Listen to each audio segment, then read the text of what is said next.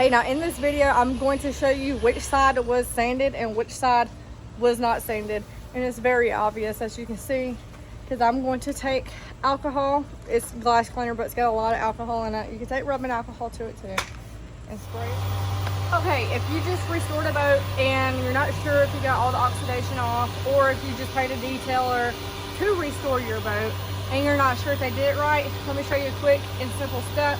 So I'm going to show you a sanded side and a non-sanded side. So what we're going to do is this side right here is already sanded. So what I'm going to do is just compound this, and this side right here has not been sanded.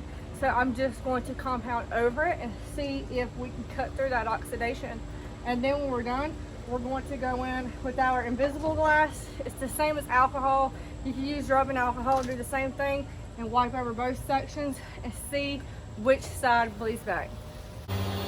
All right, now we're going in with our compound of choice, which is Stark Level R. If you've been following us, you would know that by now. So let me go ahead and show you what it looks like up close before we start buffing away. So you see this side, and then you see this side. You can see the white in there, which is the oxidation. Usually I would take a applicator pad and wipe it in, but I don't have it. It got rained on. So let's get started. We're going to start off on 1,000 and then move up to 1,200. Now I'm just doing like between here and here. I'm not doing the little lips. I'm just focusing on this flat part.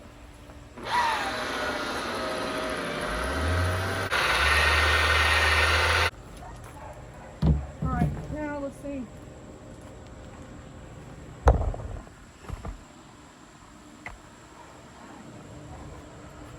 Now I didn't get too close to this tape right here. Do that part. Now after this, you wouldn't stop with compound. You would go in with polish.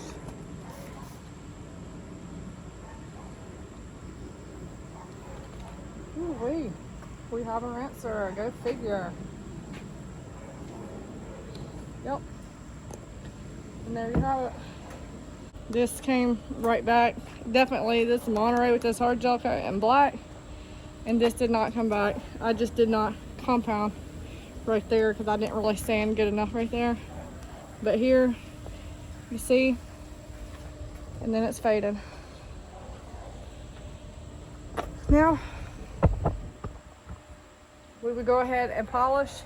I like to polish with the DeWalt with a yellow wool pad by Lake Country, and then finish off with a short throw with a foam finishing pad with Ignition to really make this black pop. Because if you don't finish off with a short throw after going in with the rotary with the yellow wool pad to polish, you will have micro mooring in there, and just from the pad itself, and you don't want to leave that in there. So once the sun hits it, it's not going to look good. So, and then at the very top of the boat, above the rub rail, I just like to take the roots to the very top because I don't have to be so gentle with the rotary.